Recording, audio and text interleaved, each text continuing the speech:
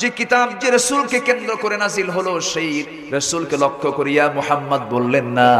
আল্লাহ তাআলা মুদ্দাসসিরের শুরুতেও বলেছেন ইয়া আইয়ুহাল মুদ্দাসসির কুম ফাআযির ওয়া রাব্বাকা ফাকাব্বির ওয়া সিয়াবাকা ফাতাহহির ওয়ার রুজজা ফাহজুর। জোরে বলুন আল্লাহু আকবার।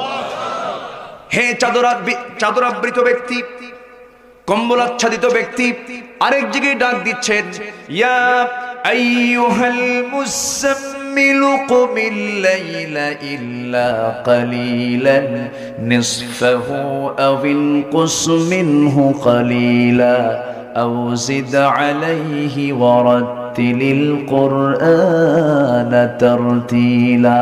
জোরে বলুন আল্লাহু আকবার। কোথাও নাম ধরে ডাকলেন না। এত সম্মান আল্লাহ তাকে দান করেছেন। তিনি এমন কিছু আল্লাহ পাক তার মাধ্যমে মুআজিজা ঘটিয়েছেন। এই আকাশের চাঁদ দ্বিখণ্ডন করেছেন কোন ব্যক্তি? বলেন বলেন বলেন। মুহাম্মদ সাল্লাল্লাহু। কার ক্ষমতা? বাস্তবায়ন করেছেন রাসূলের মধ্য দিয়া। নবুয়তের চ্যালেঞ্জ যখন দিয়েছিল ইন কুনতা নাবিয়ান হাক্কা, তুমি যদি সত্যিকারের নবী হও এই আকাশের চাঁদ একটু দ্বিখণ্ডন করে দেখাও তো। এই প্রশ্ন আবু জেহেলরা করেছিল। এমন প্রশ্ন কি সামঞ্জস্যপূর্ণ প্রশ্ন নাকি? এটা বলেন, এটা কি সাধারণ কোনো প্রশ্ন নাকি? এমন প্রশ্ন নবী ছাড়া যদি অন্য কাউকে করা হয় কিয়ামত পর্যন্ত এটার জবাব কেউ দিতে পারবে নাকি? শুধু যদি একটু ঘুরায় রাসূল বলতেন আবু জেহেল তুই ভাগ, তুই চন্দ্রটা দ্বিখণ্ডন কর, তোর 14 গোষ্ঠী পারবে নাকি? পারবে না। অযৌক্তিক একটা প্রশ্ন যখন করা হলো, আমার নবীজি চুপ মেরে থাকলেন, চুপ মেরে কোনো জবাব দিচ্ছেন না। জিবরিল আমিন এসে বলছেন ইয়া রাসূলুল্লাহ কোনো চিন্তা নাই, শুধু নখটা উঁচু করবেন আকাশের চাঁদ দ্বিখণ্ডন হয়ে যাবে। জোরে বলে সুবহানাল্লাহ। শুধু চাঁদ দ্বিখণ্ডনই হয়নি, আমার রাসূলের যখন জন্ম হয়, রাসূল যখন জন্ম নেন, জন্মের আগেই তো বাপ চলে গেছে। কয় মাস আগে? 6 মাস আগে। আচ্ছা, সন্তান জন্ম নিলে প্রথমেই সবচেয়ে বেশি খুশি হয় মা না বাবা? বাবাই তো খুশি হয়, মা তো হুঁশ নাই। সন্তান ডেলিভারি হওয়ার পরে মেজাজ ঠিক থাকে না, কষ্ট হয়, যন্ত্রণা হয়। কিন্তু সন্তানটা যখন বাবার কোলে আসে বাবাটা খুব খুশি হয়। সন্তান হওয়ার সঙ্গে সঙ্গেই আমিনার কান্নার থামে না, চোখের পানি গড়ে গড়ে পড়ে।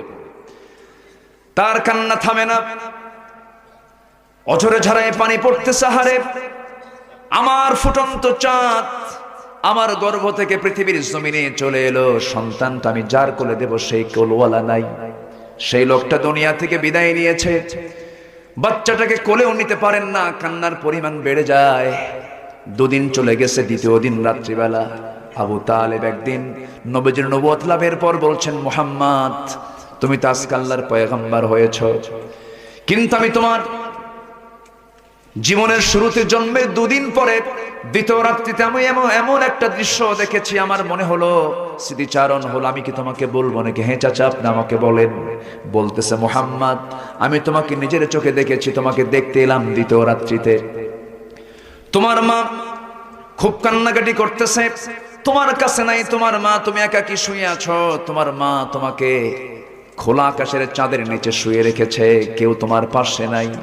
আমি তোমাকে দেখতে এসে দেখলাম তুমি একাকী শুয়ে আছো, তোমার মা পাশে বসে বসে কান্দে।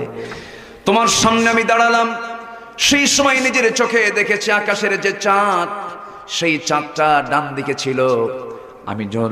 আমি যখন লক্ষ্য করলাম তুমি বাম দিকে তাকিয়ে আছো, ডান দিকে থাকা চাঁদটা লাফ মেরে তোমার চোখের সামনে হাজির হয়ে গেছে।